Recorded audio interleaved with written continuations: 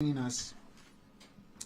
I want to just talk about a few things. One, just what today looked like, what we see going forward. So I'll tell you, today for me, very sad day. As I was coming to work, I drove up past a few of our schools, and I could see children that I could tell families were for the first time knowing that classes were canceled because maybe they had worked the third shift all night. We didn't get results from the vote till after 11, and children being turned away because classes were canceled. And frankly, it was just a sad day. This whole all day today, working with to really put a plan together to really talk about what's best to go forward. Right on Monday, we had 82% of our teachers that reported for work. And there was a struggle because we had to get quite a few substitutes. Tuesday, that grew better to 84%. We had over 200,000 of our children present on Monday, but we saw that number rising quite a bit even as we got into Tuesday. Today, of course, no children in classrooms. Percent of our 21,600 teachers coming to our school buildings, and a similar percentage of our substitutes coming to our school buildings. And I want to be really clear about what has happened. So after 11 o'clock, though initially the vote was supposed to be at 9, we got notified 73% of teachers voted for a walkout. It was an illegal strike. Let's be really clear.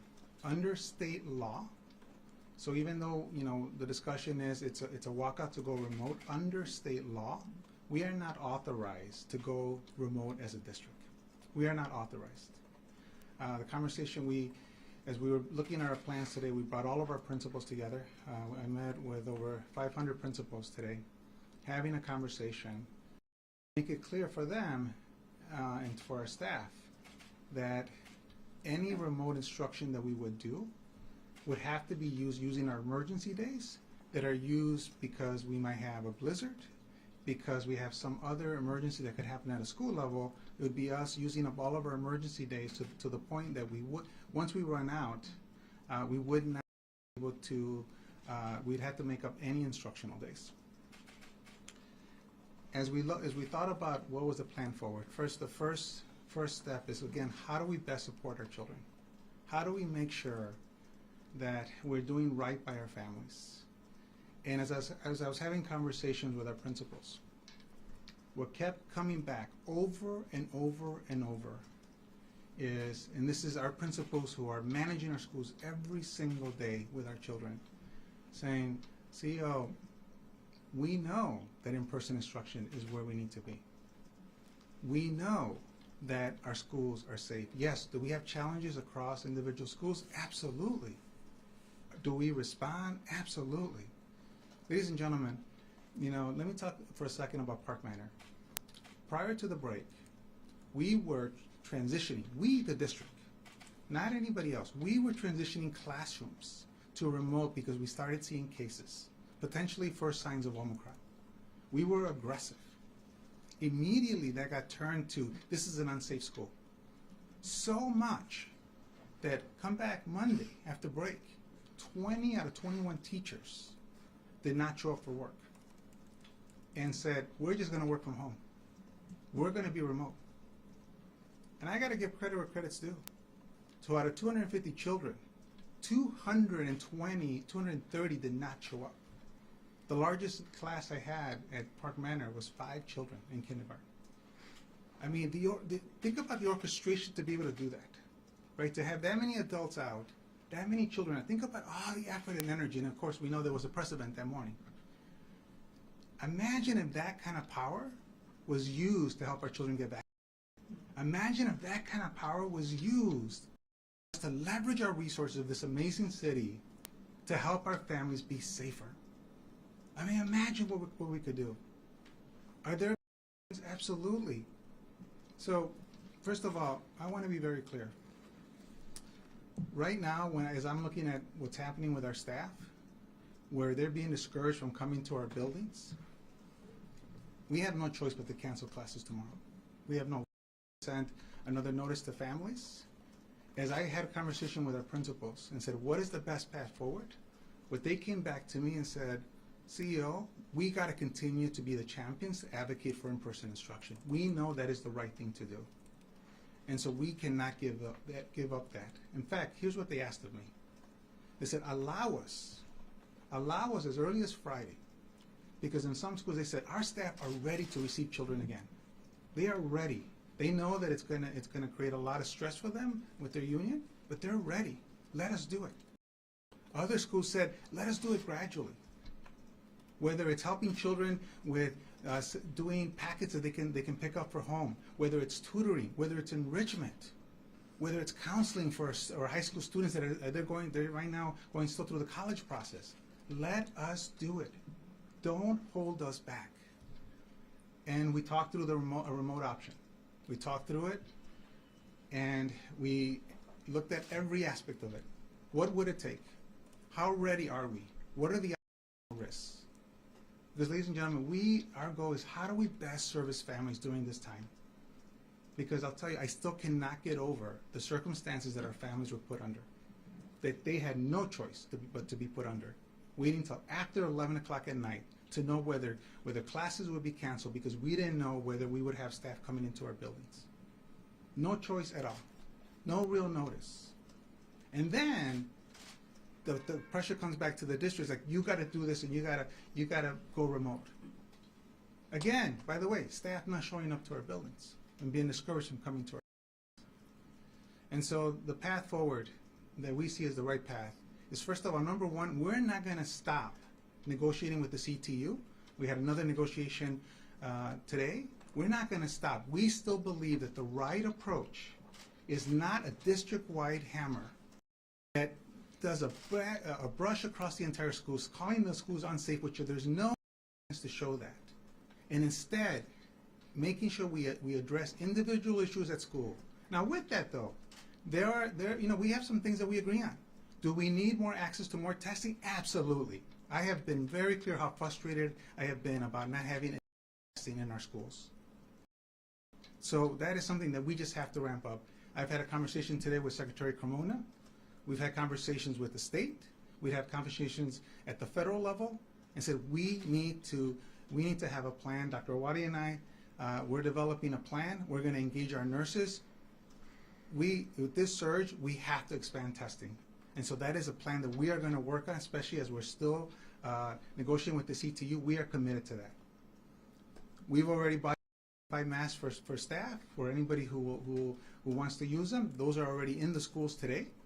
We also have an order now coming in for children, because again, if parents, if that's what will make them feel less anxious, we're going to have KN95 masks for children as well in our schools.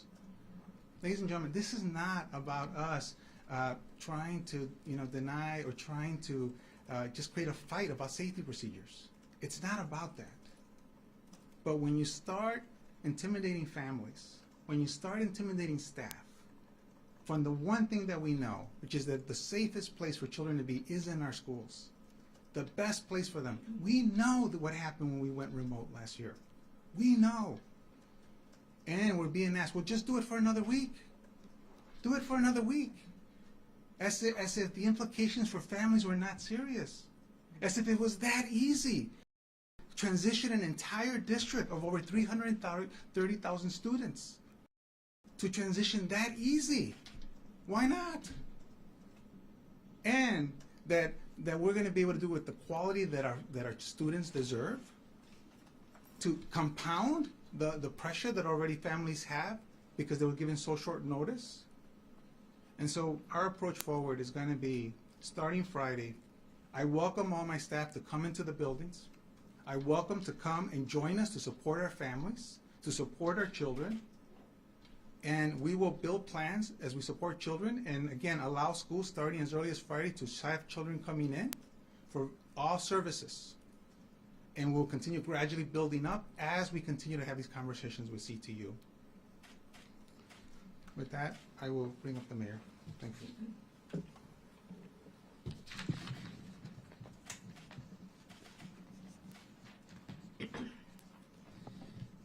I will be brief in my remarks tonight. I think it's important that we reaffirm our value statement and our commitment to our parents and our students. That's why we're here. We're here to build an education system that wraps its arms around our young people and provides them with the opportunity for them to be successful for the rest of their lives, to be nurtured, mind, body, and soul every single day. That's what our education system is built on. That is the commitment that we made to parents. And as I stand before you tonight, I have to ask myself again, why are we here in this moment? Why are we here again when we know that the safest place for our children is in school? Why are we here again when we know that our schools are safe? We have put over $100 million of resources into our schools over the last 2 years. Over $100 million in ventilation, in retrofitting classrooms, and making sure that we have masks, school safety teams. The list goes on and on. And why, when we've done that, in partnership and at the behest of the CTU, are we here again today? Why are we here when you just heard Martinez say that over the course of the last few months, when we've seen the surge in cases, the CPS has been nimble in adjusting at the school level, whether it's a class, whether it's the school itself, to keep those kids safe and go to remote if necessary, but only if necessary. I said this last night. In a time of crisis related to this pandemic, the worst possible thing that we can do is abandon the science, abandon the data. I've stood before you for 20 plus months since this pandemic first came to our shores. We're almost of 2 years of dealing with this.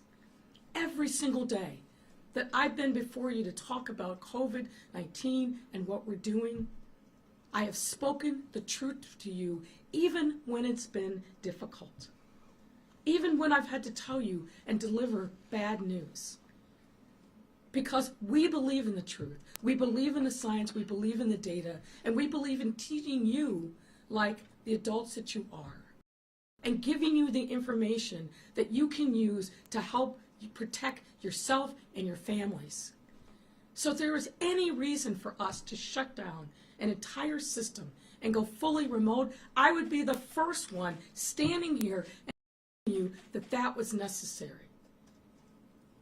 But I'm not saying that, nor is the CEO, nor is the public health expert, because it's not necessary.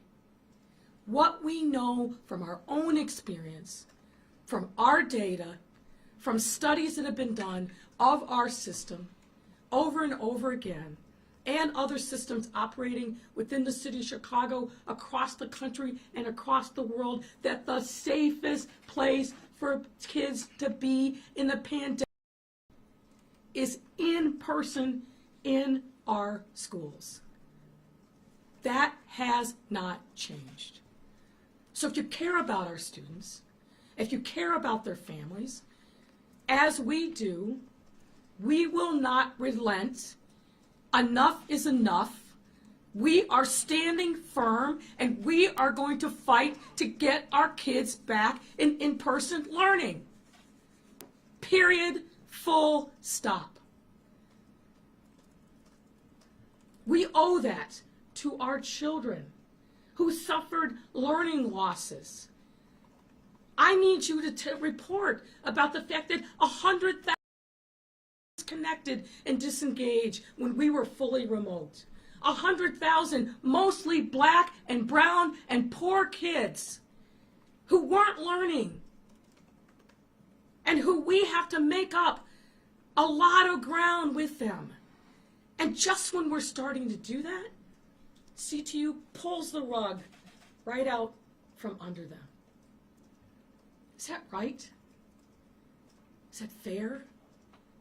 when the data and the science tell us that a different result should follow? It's not. And when will be the end of this if we didn't give in this time, as they're trying to force us unilaterally to do? There will be no end. No end in sight ever. We are willing to work with the CTU as we have been for 6 months, every week at the bargaining table. My challenge to them is come to the bargaining table every day, not for 3 hours as happened today. 3 hours. Come every day for 8, 10, 12, 16 hours, 20 hours, whatever it takes, every single day. Because that is what was required. That's with a sense of urgency. That's what will respect our children and their families. Don't tell me you'll meet us tomorrow afternoon. Show up tomorrow morning, 8 a.m., and get a deal done. Don't tell me that you reject our deal and don't come with any kind of a counter. That's not negotiating. I will not allow them to take our children hostage. I will not allow them to compromise the future of this generation of CPS students. That is not going to happen. I am grateful for all the outreach from parents, from teachers, from folks who just care about the health and well-being of our city that have come to me and my team personally today and telling us to stay strong, to hold the course, that we're in the right here. We know we are because we're on the side of our parents and our students. And as long as we're on the side of our parents and our students, we're always going to be in the right. We're always going to be in the right. We're going to listen to our parents. We're going to make sure their voices are at the table. We're going to listen to what the science and the data tell us. We're not going to abandon it. And we're not going to let anybody politicize this moment of crisis in our city. Omicron is real, and it is making people sick. But the thing that we need to do is hold firm to the science and the data that tells us over and over again that our schools are safe. Our schools are safe. No question about it. And there's nothing that anybody does differently because we know it to be true. We know it from our own experience. We know it from the testing and the data that's gone forward. Our schools are safe and the best place for our children to be. I'm not going to preside over a city or a school system that abandons our children. And going fully remote, and don't kid yourselves that it's going to be January 18th. They first told us it would just be today.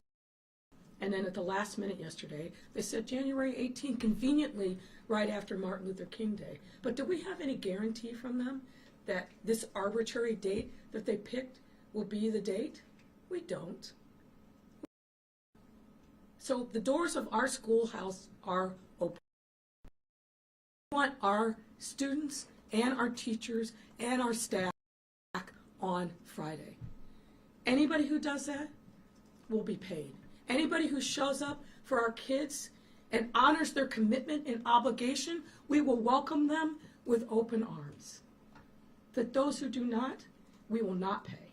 We will not pay you for an unlawful, unilateral strike.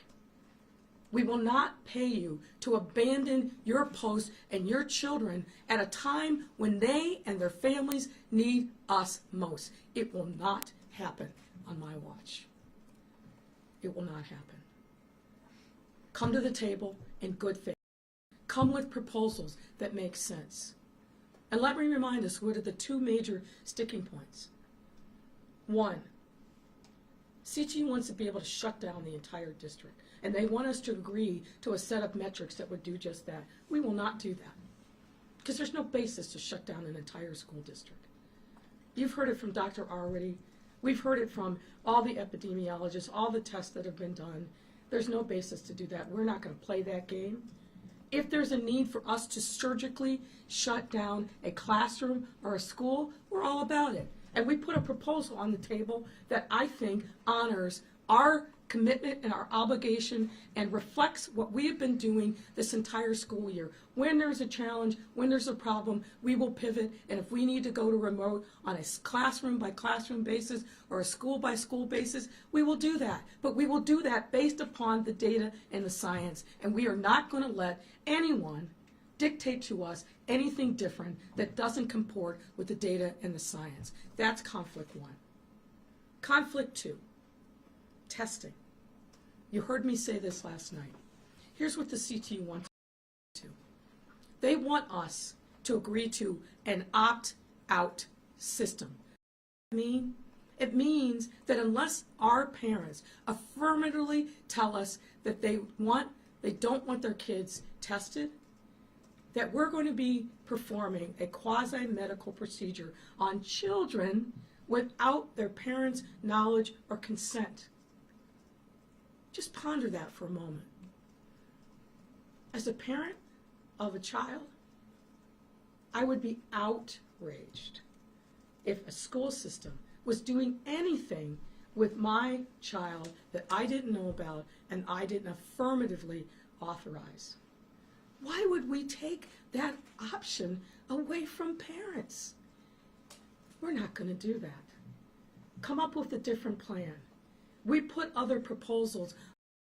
We're willing to work with them. But the one thing that we will not do is we are not going to rob parents of their right and their obligation to tell us if they want testing or not of their children. It's not going to happen. It's morally wrong. It's repugnant to me personally. And it opens up this district for liability of untold proportions. We will not do that. We will work with them. We will get to a better place. Dr. Artie will talk briefly about some of the things that we will put on the table, but we're not going to rob parents of knowledge and the ability to say yes or no as to whether or not they want their children tested. That's outrageous, and we're not going to agree to that. Period.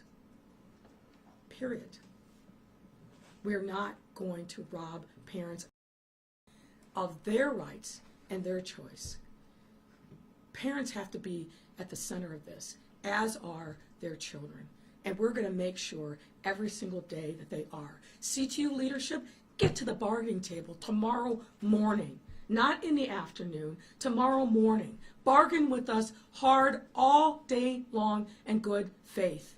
We will be there, ready to go. First thing in the morning. Don't tell us sometime in the afternoon. That's unacceptable. Children's lives are hanging in the balance. Our parents need predictability and stability in this system, which requires us to be adults.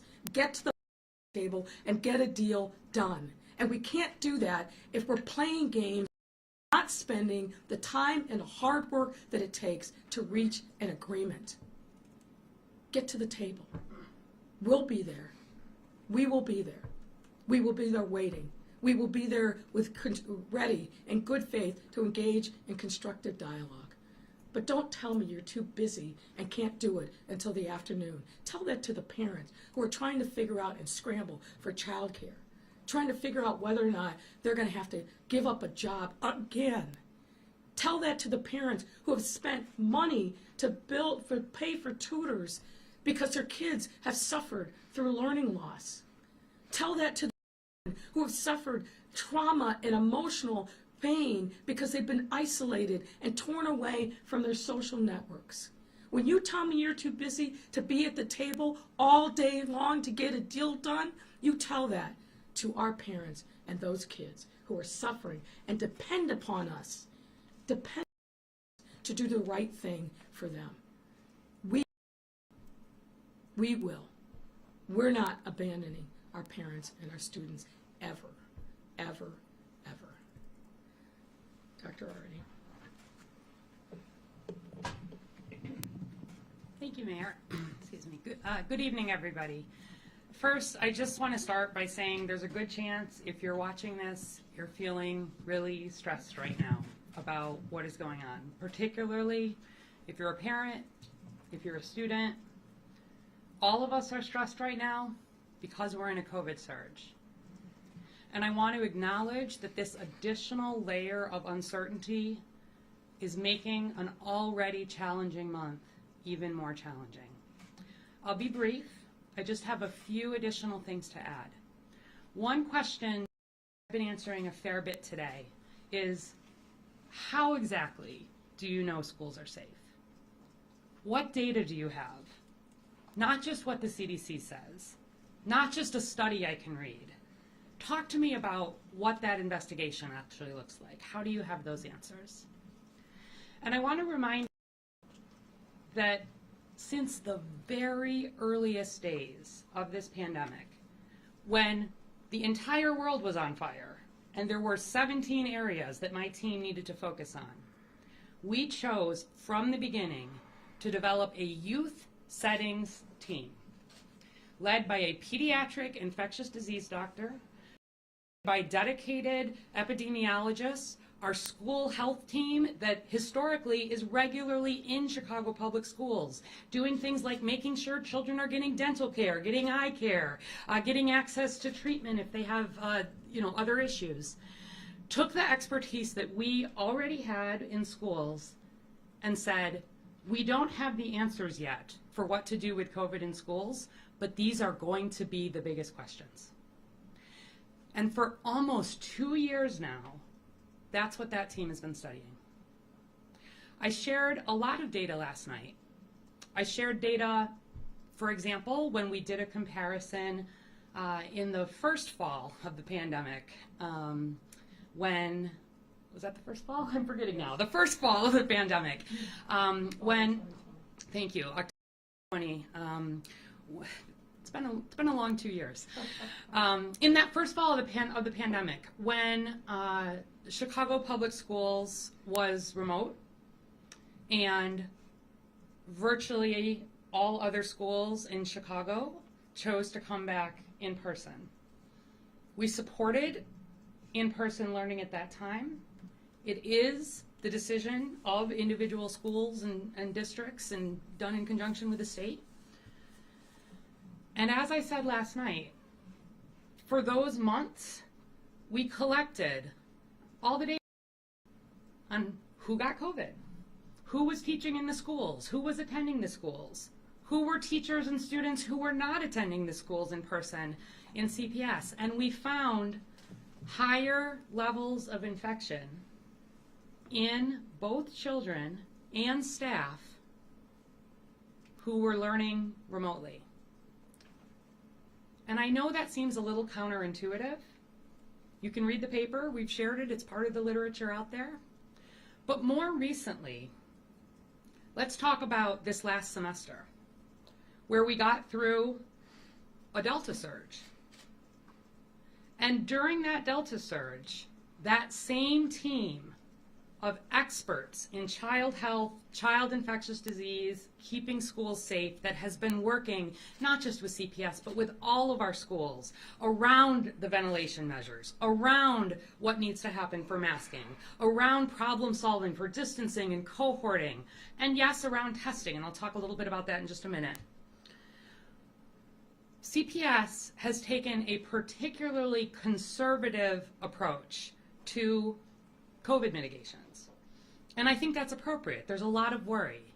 So for example, you heard Mr. Martinez say there have been a lot of children quarantined. Do you know what the data is on the children who were quarantined? Remember who gets quarantined. Someone is quarantined if they are a close contact of someone who is known to have COVID-19. When we have cases in any school, any case where there have been close contacts, where kids had to take their masks off to eat lunch, where elementary schools are gathering and you didn't know who was distancing, where you're moving between classes, very conservative approach. That's why lots and lots and lots, thousands of kids are getting quarantined. What percentage of those children subsequently developed COVID or tested positive? What do you think? Depending on the week, between 1% and 3.4%. Meaning that depending on the week, between 96 and 99% of the children who were close contacts to the point that they were quarantined in school did not go on to develop COVID. That is because all of these mitigation measures are in place. We also, this team compares data.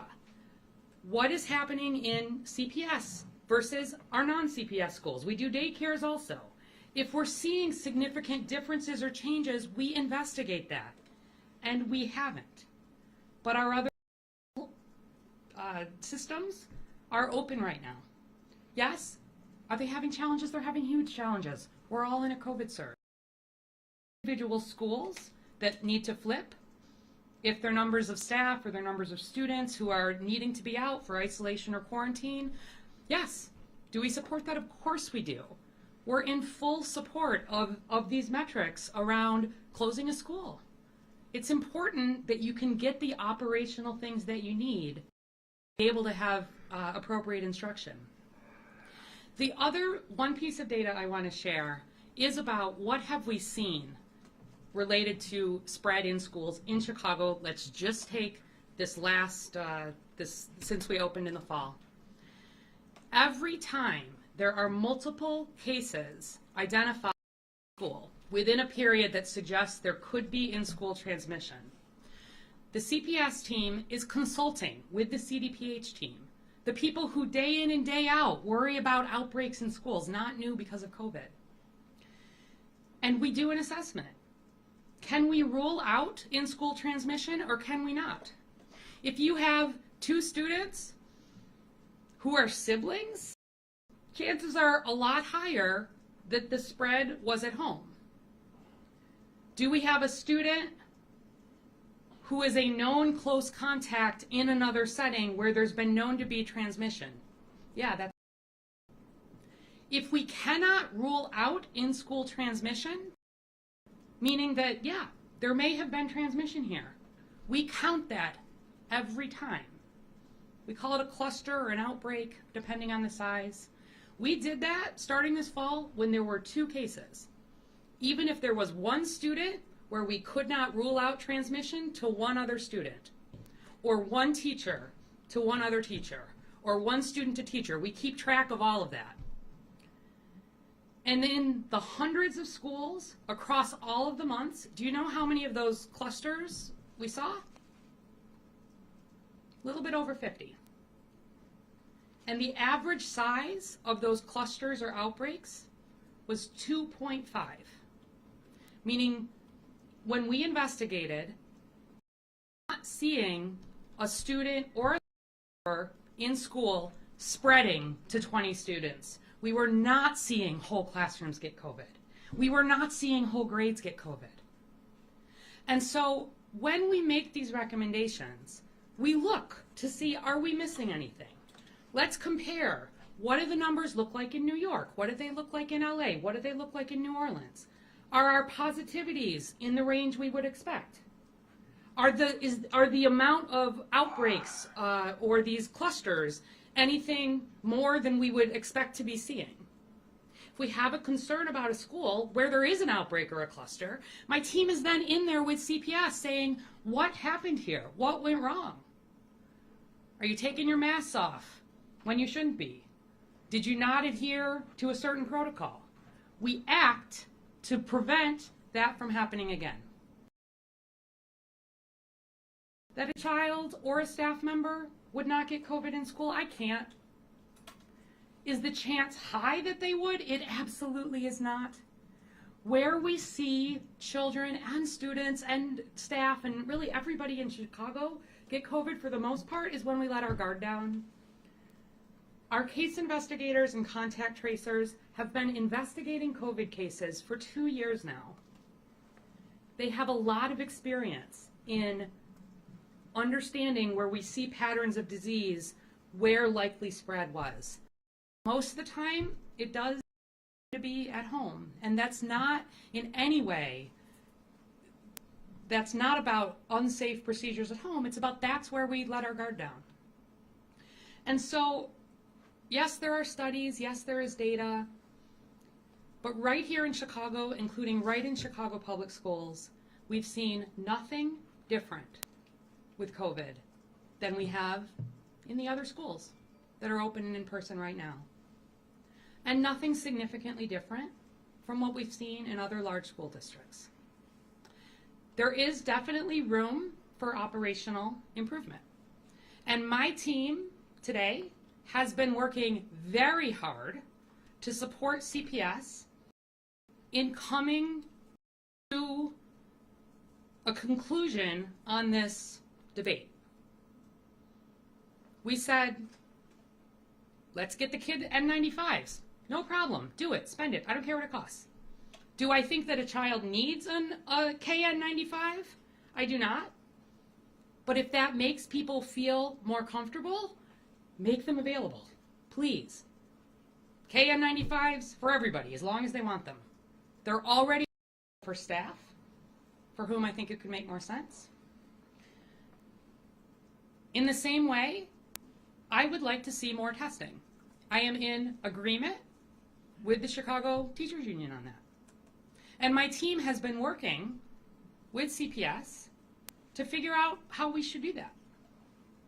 We've been on the phone with everybody today, from the top of the federal chain to anybody who is selling authorized FDA tests across this country. We have to figure out the personnel to administer these tests. And my ask really around this is that we would be working with, for example, our school nurses in the schools. I would ask school nurses to be willing to be part of testing, of case investigation, of contact tracing in Chicago Public Schools. We can commit to getting more testing resources there. We've already got that well underway. We had testing results, PCR testing results, from that first day of school coming back in less than 24 hours. In a city right now that is doing more than 50,000 tests every day, 5 times what we were doing in our first pandemic, let me tell you, that is not easy to pull off. We are seeing turnaround times at many of our community sites of 4 days and 5 days, and we're also working on that. But the vendor that we're using for CPS put additional staffing on, getting additional resources in, saying we've got to speed this up, we've got to build confidence. In the same way, I'd like to get rapid tests more available. I told you yesterday, does CDPH have any? We do not. Are we moving every rock right now to find some? We are. We'll get some. My worry is not, at this point, we have laboratory capacity.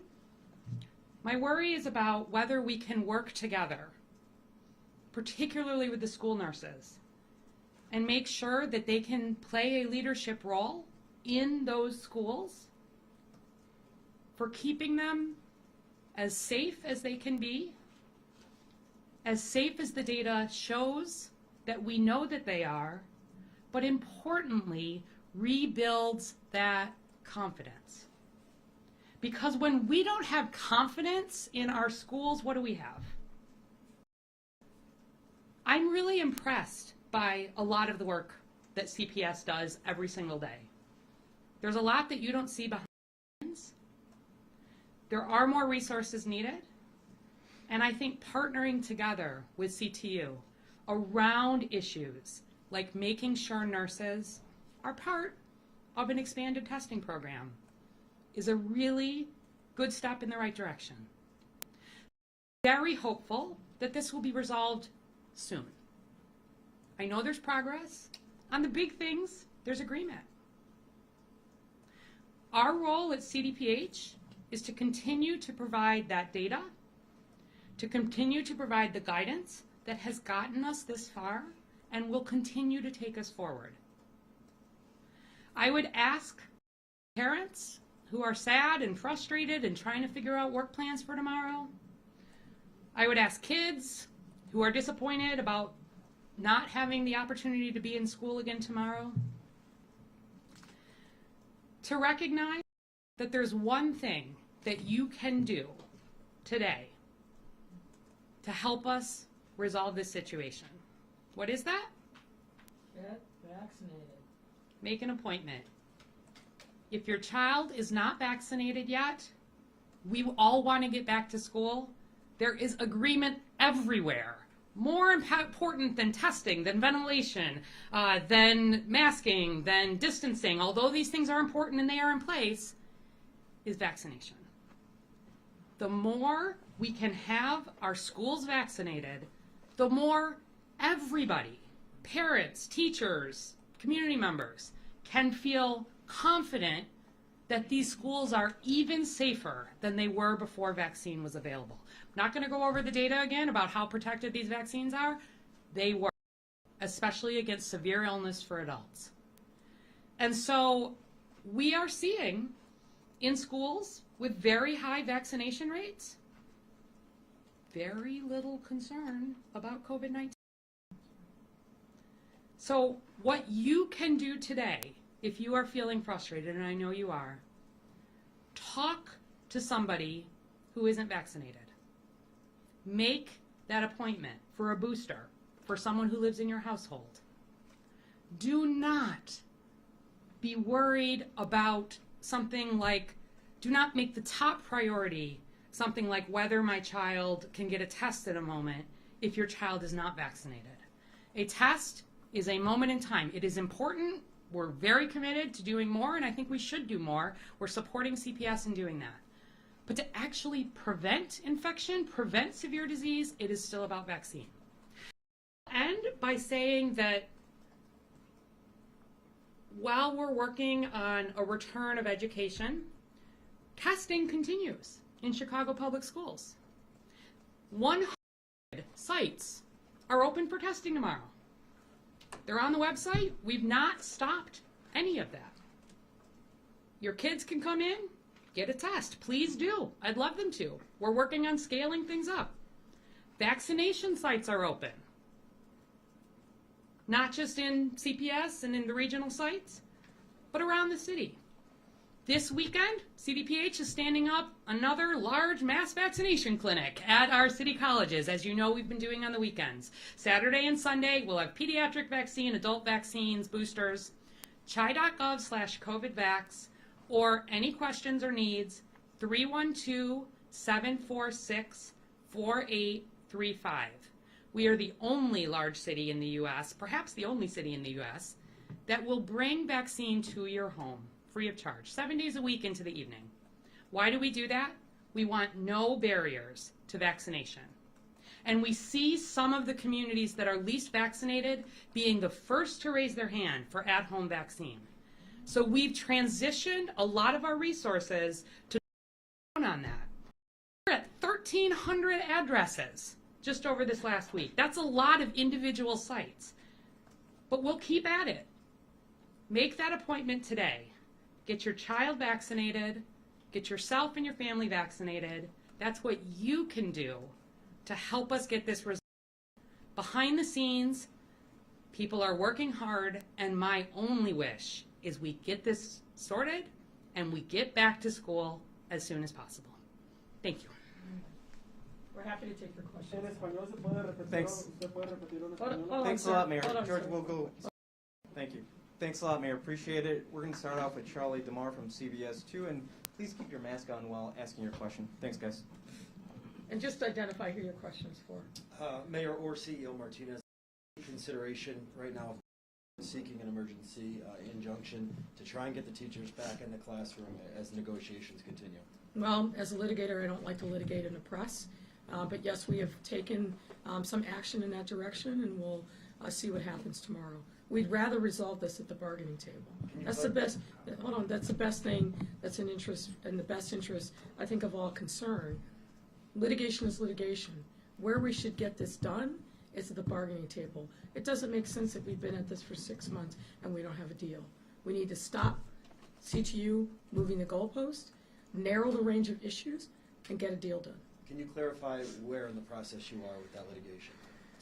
We are considering all of our options, and we'll make a determination shortly as to which levers we're going to pull, depending on whether or not we make significant progress at the bargaining table. Has anything been filed?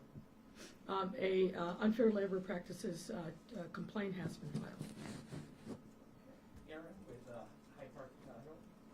Oh, sorry about that. For Dr. Arwady, please. So actually, I read CDC's science brief on transmission of SARS-CoV-2 in K-12 schools again, and it says if community transmission is high and community vaccination is low, students are more likely to come to school while they're infectious. And then there's a whole section on screening testing in K-12 schools, which can be prevention, especially as children are asymptomatic. Does the lack of tests nationwide have any bearing on the city's opposition to universal testing? I was wondering also, about whether or not the lack of supply of testing to half the schools or the district students over winter break, including all the students in Hyde Park, had any reason for this, just about the lack of it at all. But just given the lack of tests that are available, is that You just asked to. Why don't you let her answer? Yes, ma'am. Sorry. Okay, so I'll take the second one first, which is about the supply of tests. Mm-hmm. So you heard me say that moving and my team is moving every lever right now to get additional testing. Right. We're set on building lab capacity. We'll do that some more. We're working on getting rapid tests, even at a moment when that is extremely hard. And we will be looking to the CTU to agree that the school nurses should be part of any solution, of course, in schools like they are across the country, in terms of supporting testing, supporting case investigation, and contact tracing. It's critical that these professionals, who are more than 500 of them in schools, are part of the solution. And your first question? Forget it. Can I talk to the mayor, actually? He was going to play CDP or epidemiology. Read a CDC study that he wanted to question you about. Go ahead, Aaron. It wasn't as well read or written as I thought it was. I'm interested more so in your moral opposition to this. My moral opposition to the universal testing that the CCU is proposing. I don't have a moral opposition to testing. I don't know where. You've never. Hold on. You've never heard me say that out of my mouth. That's never the point. The question is, we have a nationwide shortage in testing. So we've got to use the scarce testing resources to go to the places where we know the challenges are the greatest, and then we build out from there. But you said that you didn't want to get in the way of parents, having an opt-out testing policy. That's a different issue. Sure, and that's what I was wondering if you could speak more about. Here's my concern as a parent, but also as a mayor. Parents trust us with their children. They want to know exactly what is going on. They do not sign up for letting us do whatever we want with their children when they come into schools. And so if a parent wants their child tested, we'll get them tested. But they need to identify that for us affirmatively. We are not going to flip the switch and take from parents the ability to determine for their own self, for their own family, whether or not there's going to be testing. That's what the CTU wants. To say to parents, last and final call, if you don't tell us affirmatively that you object to testing, we're testing your 3-year-old, your 4-year-old, your 5-year-old. And in what world is that appropriate? That's my concern. Not only does that, I think, have the potential to erode the trust that we are trying to steadily build every single day with our parents, the lawyer in me says that is a recipe for litigation disaster.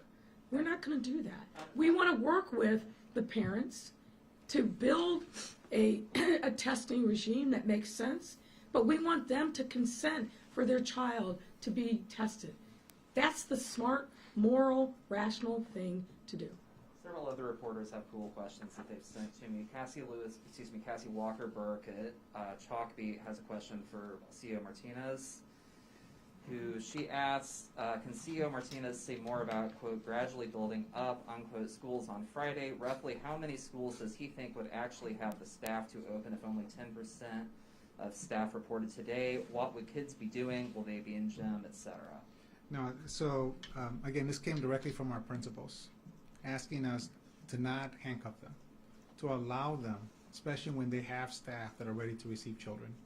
And so what we're putting in place is that tomorrow, schools that have those resources, because tomorrow will be another day that, again, that I welcome all of our staff to come. All of our schools are open.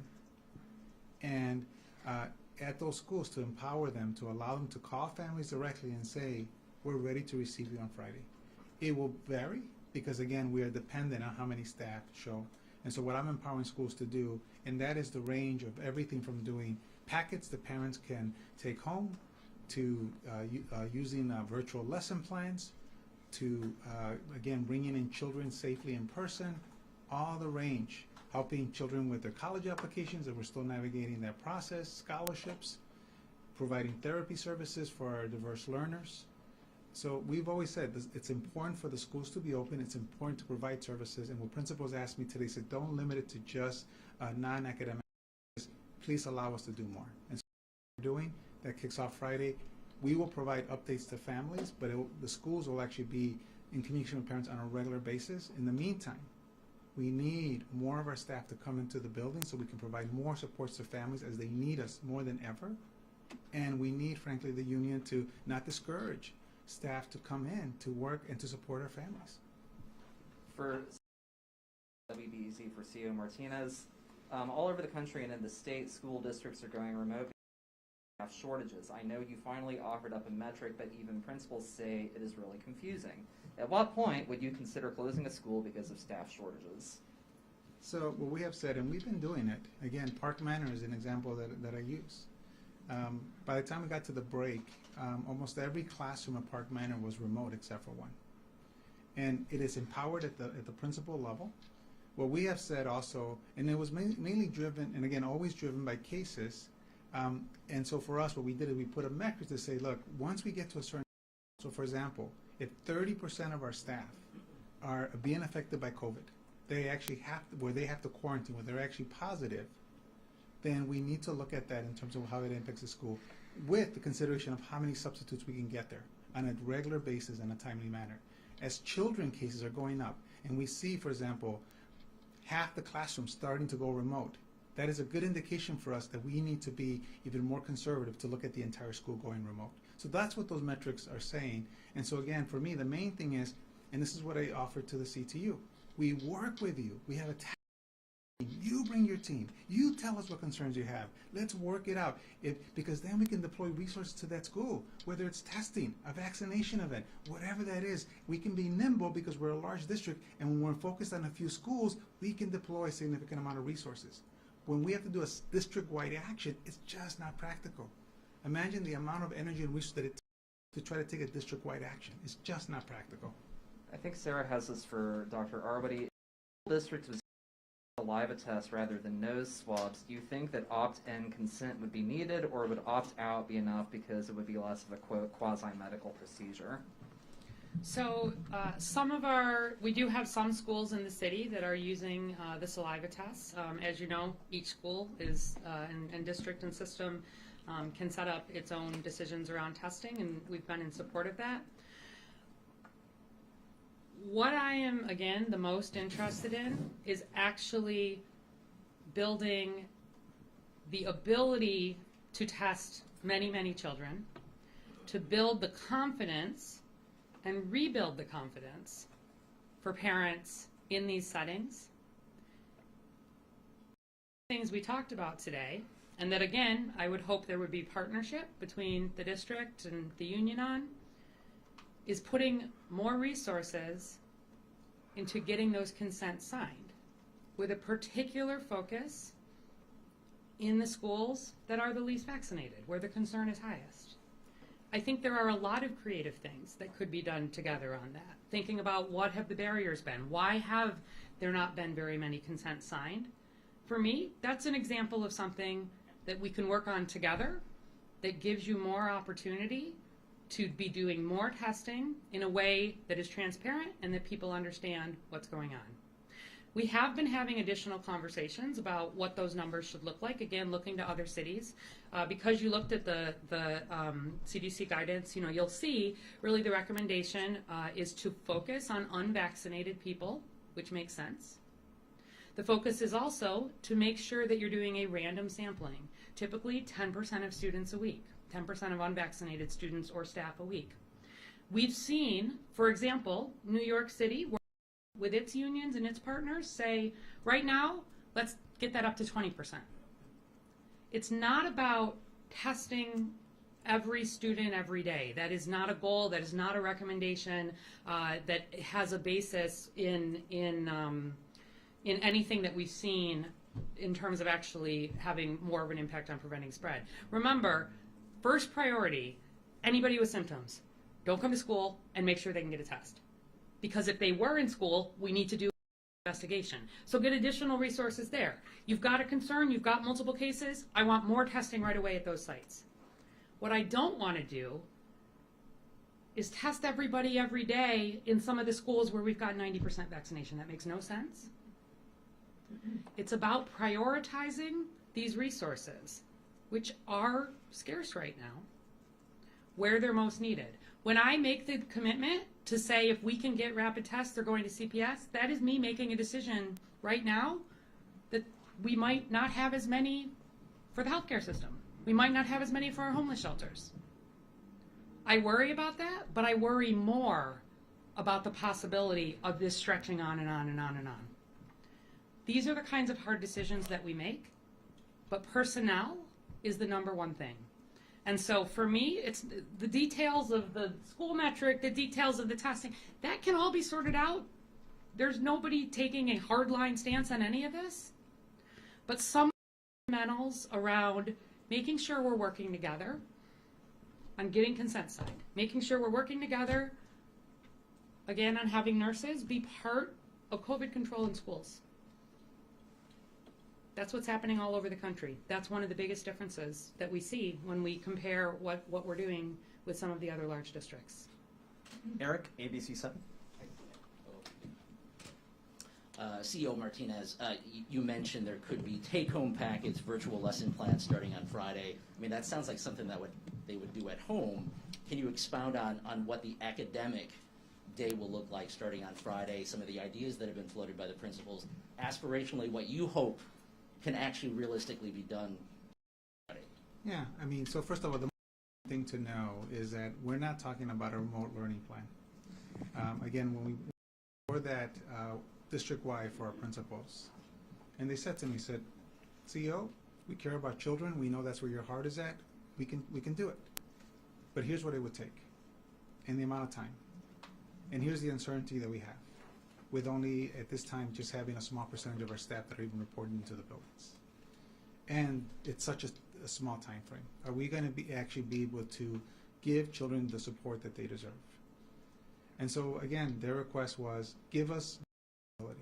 We're in different places across the city of where our staff are at, the comfort level that our families have. And so give us the flexibility, the wide range. So what I share with you is examples, but to say that, to send the message that it's us working directly with our teachers and our principals to do what's right for families. And again, the only thing that holds us back is having more staff in the buildings. And that is the plea that I continue to do, because we have many staff that wanted to come in today, and I heard anecdotally in different ways that, you know, they were discouraged not to.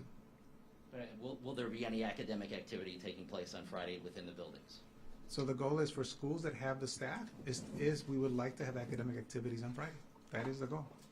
And of course, our goal is, of course, the entire district having academic activities, again, if we can reach a deal. Enrique, Univision. Thank you, Cesar. My first question is for Superintendent Martinez, and I'm going to ask you again in Spanish, just like I did last night. El día de hoy en Noticias Univisión Chicago a las 5 usted nos dijo que se cancelaban las clases el resto de la semana para poder trabajar en el plan que usted ocupa. Ahora nos está diciendo que va a haber clases el viernes. Por favor, aclárenos para nuestros padres si va a haber clases o no el viernes y cómo va a lucir ese día. Y sobre todo, ¿para cuándo va a tener el plan listo para las próximas 2 semanas? Sí, no, claro. Primero hay que aclarar, no hay clases mañana, el jueves.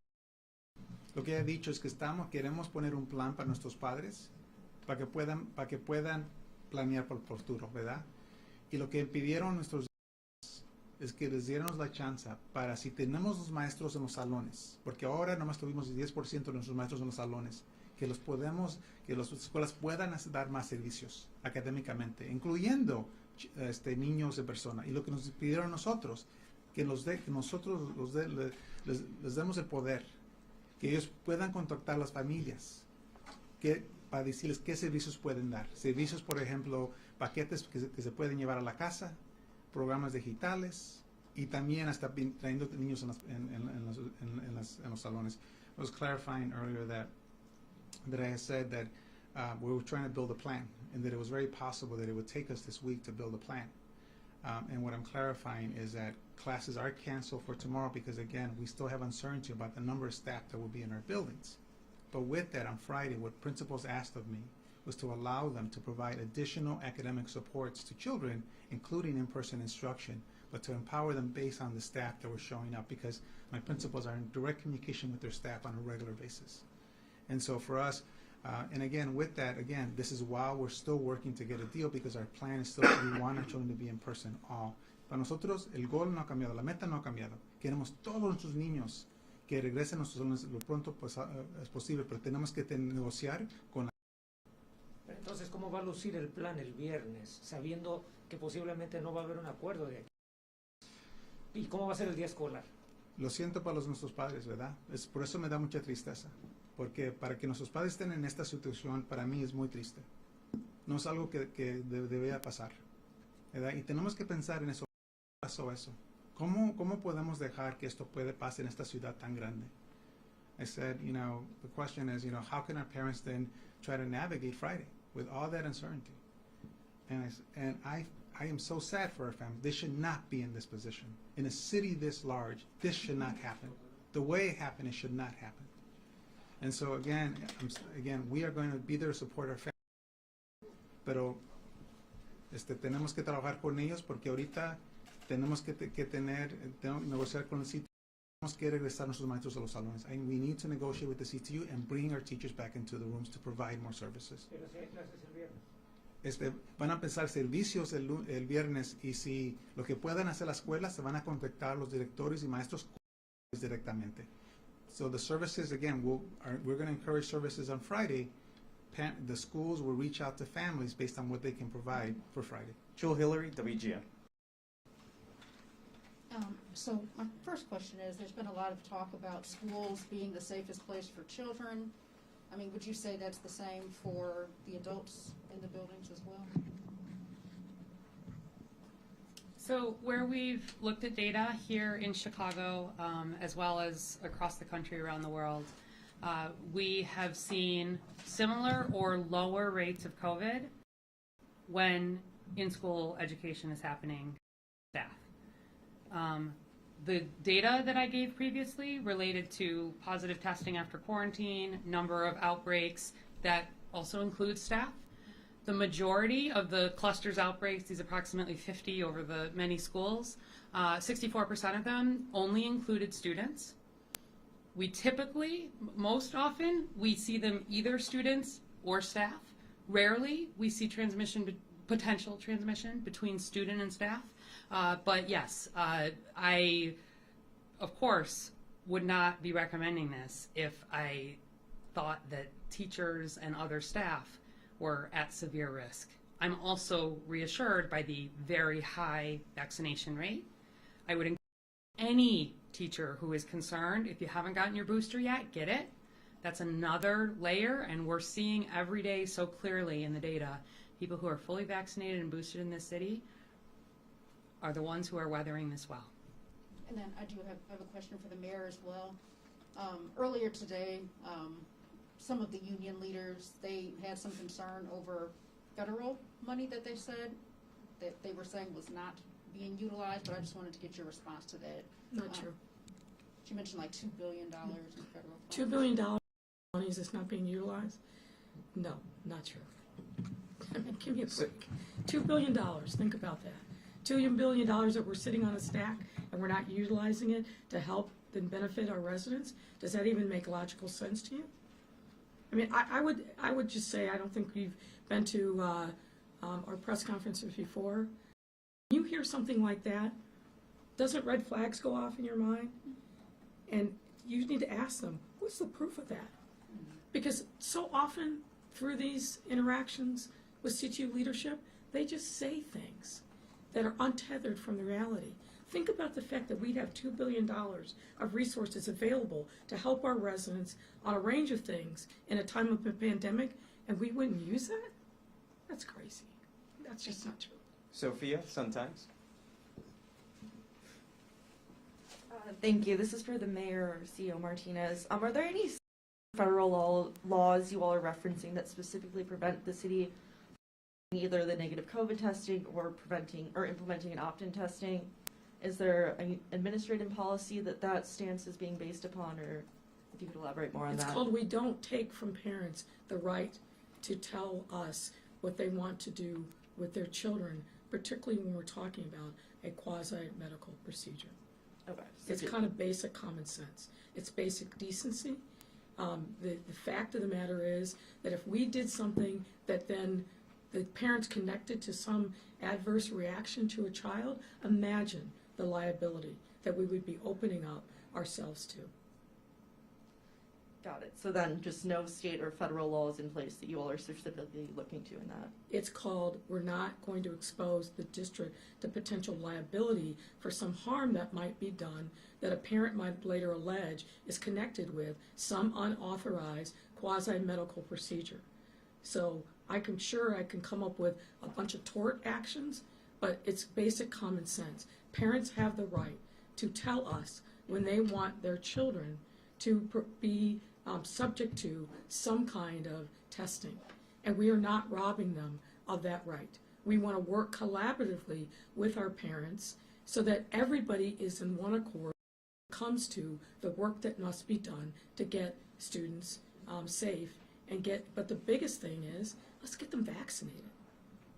And the parents are there. We want students vaccinated. We want the parents and the whole family to be vaccinated. But no, we are not going to launch off on some venture where we dictate to parents that we know better than they do about whether or not their kids should get tested. Where's the slippery slope there? And then what we're going to do, be vaccinating them without the parents' consent? Do you think that's a good idea? Yeah. Jorge de Santiago, Telemundo.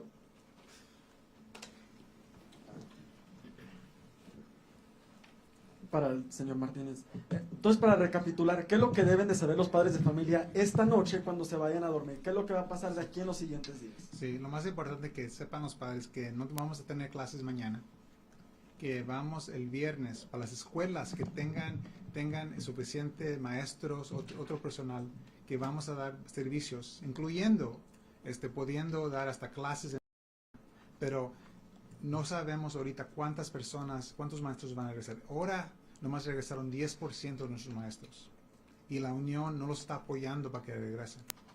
Lo que yo quiero es que tener un tracto que estar de acuerdo, un acuerdo con el CTU para que podamos regresar todos nuestros niños en persona lo más pronto posible, pero ahorita no sabemos lo que puede pasar el viernes, pero quiero dejar las escuelas, darles el poder para hacer eso. Again, to clarify, tomorrow classes will be canceled. On Friday, we're empowering principals to be able to provide services, including academic services, including in-person instruction, as long as we have the staff in the buildings. And again, as a reminder, in order for our staff to be compensated, they have to work in the buildings. If you're not in the buildings, you will not be compensated. We're asking again, right now our families need us the most. Esa última parte la puede repetir en español, parte del compensamiento y todo eso. Sí, es muy importante porque lo que estamos pidiendo a nuestros maestros, porque por favor regresen a los salones para ayudar a nuestros padres, porque ahorita es el tiempo que nos necesitan lo más, ¿verdad? Y para los maestros o personal que no regresen en persona a nuestros salones, no van a estar pagados por esos días. Entonces, para mí lo más importante ahorita es que regresen nuestros maestros, que trabajen con nosotros para tener un plan donde podemos regresar niños más seguros y también para ayudar a nuestros padres que nos necesitan ahorita. Again, the priority right now is for our staff to come back into our classrooms to support our families when they need us the most. That's a wrap, everyone. Thank you very much. Thank you.